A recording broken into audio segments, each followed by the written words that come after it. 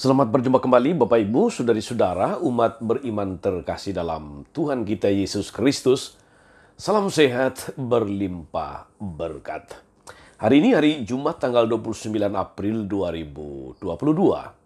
Gereja merayakan untuk memperingati Santa Katarina dari Siena, seorang perawan dan pujangga gereja. Secara Agus Cesar mengajak saudari-saudara merenungkan hari ini Injil Yohanes bab 6 ayat 1 sampai 15 tentang mujizat perbanyakan 5 roti dan 2 ikan. Mari kita mendengarkan sabda Tuhan terlebih dahulu. Dalam nama Bapa dan Putra dan Roh Kudus. Amin. Pada waktu itu Yesus berangkat ke seberang danau Galilea, yaitu Danau Tiberias. Orang banyak berbondong-bondong mengikuti dia karena mereka melihat mujizat-mujizat penyembuhan yang diadakannya terhadap orang-orang sakit. Yesus naik ke atas gunung dan duduk di situ dengan murid-muridnya. Ketika itu Paskah, hari raya orang Yahudi, sudah dekat.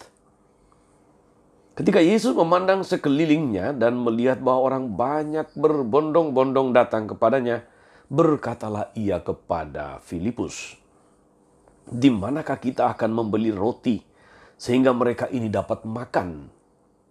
Hal itu dikatakannya untuk mencobai dia, sebab ia sendiri tahu apa yang hendak dilakukannya. Jawab Filipus kepadanya, "Roti seharga 200 dinar tidak akan cukup untuk mereka ini, sekalipun masing-masing mendapat sepotong kecil saja." Seorang dari murid-muridnya, yaitu Andreas, saudara Simon Petrus, berkata kepadanya, "Di sini ada seorang anak yang membawa 5 roti jelai dan mempunyai 2 ikan. Tapi apakah artinya itu semua untuk orang sebanyak ini?" Kata Yesus, "Suruhlah orang-orang itu duduk." Adapun di tempat itu banyak rumput, maka duduklah orang-orang itu, kira-kira 5.000 laki-laki banyaknya. Lalu Yesus mengambil roti itu, mengucap syukur, dan membagi-bagikannya kepada mereka yang duduk di situ. Demikian juga dibuatnya dengan ikan-ikan itu, sebanyak yang mereka kehendaki. Dan setelah mereka kenyang, ia berkata-kata kepada murid-muridnya, "Kumpulkanlah potongan-potongan yang lebih, supaya tidak ada yang terbuang."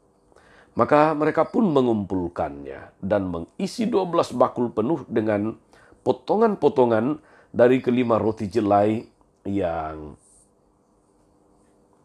lebih setelah orang makan. Ketika orang-orang itu melihat mujizat yang telah diadakan Yesus, mereka berkata, "Dia ini benar-benar nabi yang akan datang ke dalam dunia." Karena Yesus tahu bahwa mereka akan datang dan hendak membawa dia dengan paksa untuk dijadikan raja, ia menyingkir lagi ke gunung seorang diri. Demikianlah sabda Tuhan. Bapak Ibu, saudari-saudara, umat beriman terkasih dalam Tuhan kita Yesus Kristus. Salam 52. Seringkali saya ucapkan salam ini dan ada yang bertanya, apa maksudnya salam 52?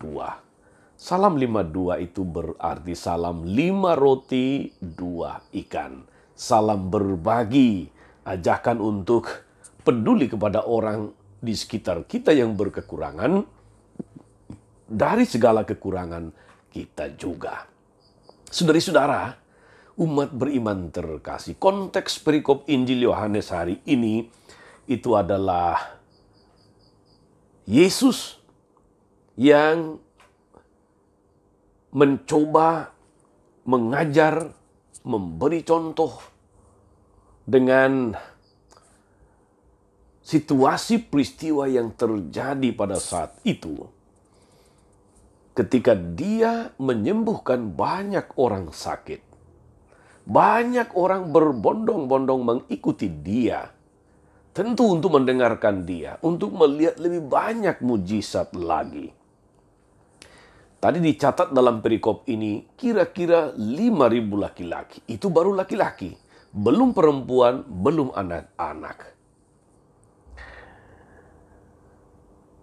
Mereka sangat banyak mengikuti Yesus.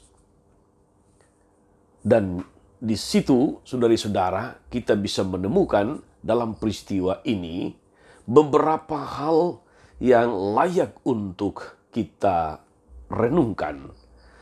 Saya mencatat 7 poin yang barangkali bisa menjadi bahan permenungan kita dari perikop Yohanes ini. Yang pertama, saudari-saudara, Yesus itu sungguh gembala yang baik. Dia peduli, dia tidak ingin mereka kelaparan, dia tidak ingin mereka kekurangan. Dia mau semua orang yang mengikuti dia, bagaikan domba-dombanya itu, mereka semua berkelimpahan. Mereka tidak kelaparan. Di sini Yesus tidak tidak acuh tak acuh, tidak masa bodoh dengan nasib mereka. Dia peduli, dia memikirkan nasib mereka. Karena itu yang menjadi awal dari hadirnya mujizat 5 roti 2 ikan. Dia sungguh gembala yang baik. Dia sungguh peduli. Dia ingin memberi yang terbaik, yang berkelimpahan kepada siapapun yang mengikutinya. Yang kedua, saudari-saudara, kalau kita membaca perikop ini, dikatakan Yesus bertanya kepada Filipus, di manakah kita bisa membeli roti sehingga mereka semua ini dapat makan? Pertanyaan itu bukan pertanyaan dari ketidaktahuan. Yesus tahu apa yang akan dia buat. Tapi pertanyaan itu tetap dia ajukan kepada Filipus, salah satu dari rasulnya, untuk mengetahui apa kira-kira pikiran mereka terhadap orang sebanyak itu. Sekaligus juga menjadi pelajaran bagi mereka ketika ada begitu banyak orang mengikuti Yesus. Mereka harus bisa memastikan bahwa orang-orang itu tercukupi kebutuhannya. Mereka tidak boleh memikirkan diri mereka sendiri. Mereka harus berpikir yang lebih luas, tidak hanya berpikir pendek. Yang ketiga, saudari-saudara, di situ ada fakta seorang anak kecil yang punya 5 roti 2 ikan. Memang dikatakan Andreas datang dan memberitahu kepada Yesus bahwa di situ ada anak kecil yang punya 5 roti jelai dan 2 ikan. Tetapi apa artinya untuk orang sebanyak ini? Itu kata Andreas. Jadi meskipun nampaknya dia menunjuk solusi, tetapi dia juga masih penuh dengan perasaan skeptis, ragu-ragu. Apa artinya 5 roti 2 ikan untuk 5.000 orang laki-laki ini? Masuk akal secara manusiawi, tetapi untuk Tuhan itu adalah jawaban yang tidak dia butuhkan. Bukan soal banyak atau sedikit, tapi maukah kamu menjadi bagian dari solusi? Anak kecil punya 5 roti 2 ikan. Anak itu rela atau merelakan bekalnya diberikan kepada Yesus untuk diberkati, lalu dibagi-bagikan. Saudari-saudara, ini mengandung pesan luar biasa untuk kita. Kalau anak kecil saja mau berbagi dari apa yang dia punyai, bagaimana dengan kita? Orang-orang yang sudah dewasa, orang-orang yang sudah mengikuti Yesus sejak lama, barangkali di antara kita ada yang hidup berkelimpahan. Barangkali di antara kita ada yang hidup berkecukupan. Barangkali di antara kita ada yang hidupnya pas-pasan atau juga hidup dalam serba kekurangan. Tapi adakah hati yang mau rela berbagi di sana? Itu pesan dari kehadiran anak kecil yang merelakan 5 roti dan 2 ikannya untuk kita.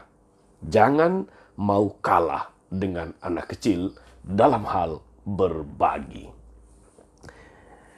Ini yang poin ketiga, saudari-saudara. Poin keempat adalah tindakan Yesus terhadap 5 roti dan 2 ikan. Dikatakan tadi, lalu Yesus menyuruh mereka semua duduk.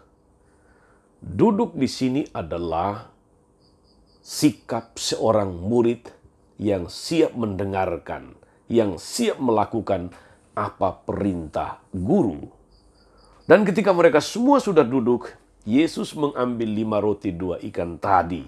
Dia mengucap syukur kepada Bapa, lalu membagi-bagikannya kepada mereka semua.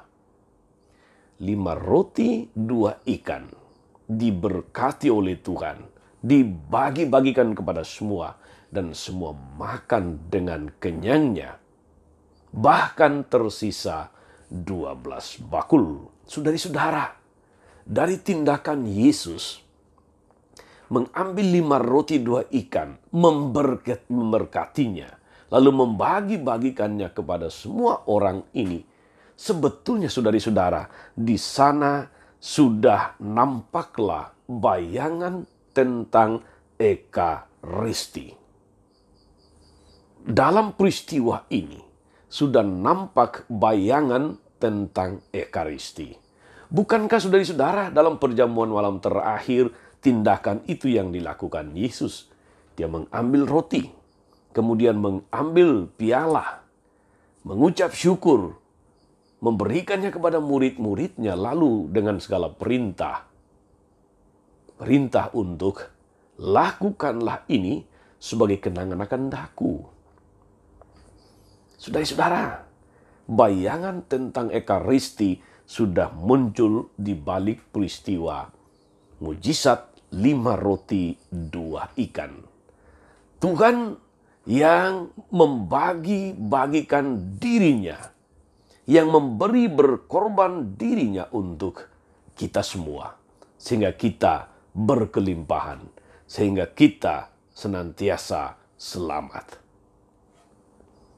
Kita yang seringkali merayakan Ekaristi, saudara-saudara, sudahkah kita menyadari ini? Bahwa dalam peristiwa Ekaristi, Yesus memberi dirinya, membagi-bagikannya kepada kita semua. Karena itu gereja dalam liturgi Katolik selalu di bagian akhir perayaan Ekaristi mengajak, marilah pergi, kita diutus. Diutus untuk menjadi apa? Diutus untuk menjadi pribadi-pribadi yang ekaristis. Diutus untuk menjadi keluarga-keluarga yang ekaristis, keluarga yang peduli. Diutus untuk menjadi komunitas-komunitas yang ekaristis. Komunitas yang mau berbagi dari segala kekurangan. Ataupun dari segala kelebihan. Prinsipnya, saat berkekurangan, kita berbagi dari kekurangan kita. Saat kita semakin berkecukupan, kita berbagi dari kecukupan kita. Saat kita berlimpah berkat, kita berbagi lebih banyak lagi. Yang kelima, saudari-saudara, setelah mereka semua makan dengan kenyang, Yesus memerintahkan murid-muridnya, kumpulkanlah sisa-sisa roti itu, tidak boleh ada yang terbuang. Ini pesan moral yang luar biasa, saudari-saudara. Dalam hidup ini seringkali kita, kalau kita mau jujur, saudari-saudara, banyak kali kita mendapat berkat Tuhan, banyak juga yang terbuang, yang sebetulnya masih sangat dibutuhkan oleh orang-orang miskin, orang-orang yang berkekurangan. Lihatlah misalnya ketika kita masuk restoran, warung dan sebagainya. Kita pesan banyak, tapi banyak juga yang terbuang. Di sini pesan Yesus menjadi aktual untuk kita. Kumpulkan sisa-sisa roti itu, supaya tidak ada yang terbuang. Karena itu saudari-saudara, Paus Fransiskus mengatakan dengan satu kalimat yang menurut saya itu sangat menghujam hati mereka yang benar-benar mau mendengar dengan hati. Paus katakan begini, membuang-buang makanan itu sama dengan merampok hak orang miskin. Saudara-saudara, jangan sampai ada yang terbuang dari berkat yang kita punya, dari makanan yang kita makan.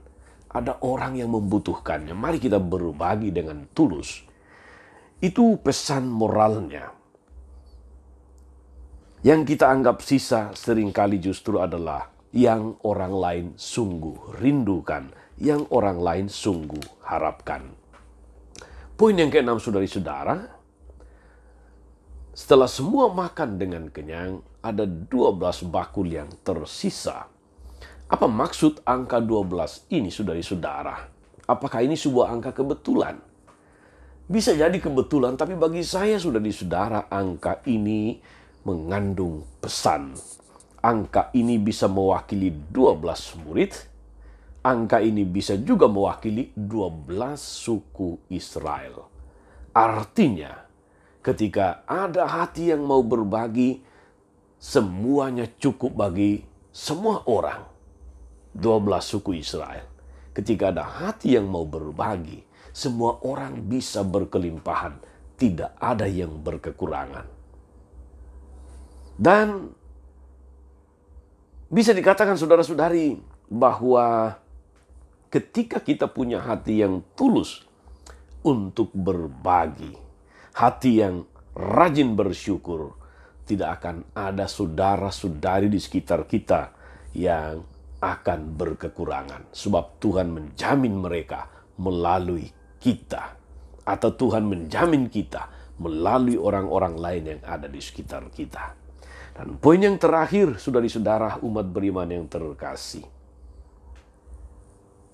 Anggaplah ini sebagai pesan moral bahwa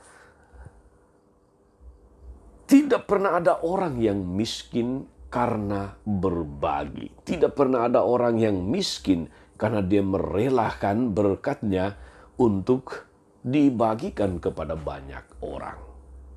Justru, saudari-saudara, orang kaya atau orang mampu yang tidak mau berbagi, itu adalah orang miskin yang sesungguhnya.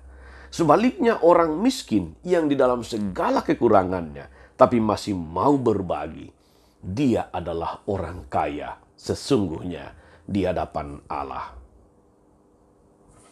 Salam 52. Tuhan Yesus memberkati. Amin. Tuhan Yesus Kristus, kami bersyukur atas berkat-Mu yang senantiasa berlimpah untuk kami. Engkau senantiasa peduli. Engkau menjamin hidup kami sehingga hidup kami berkelimpahan.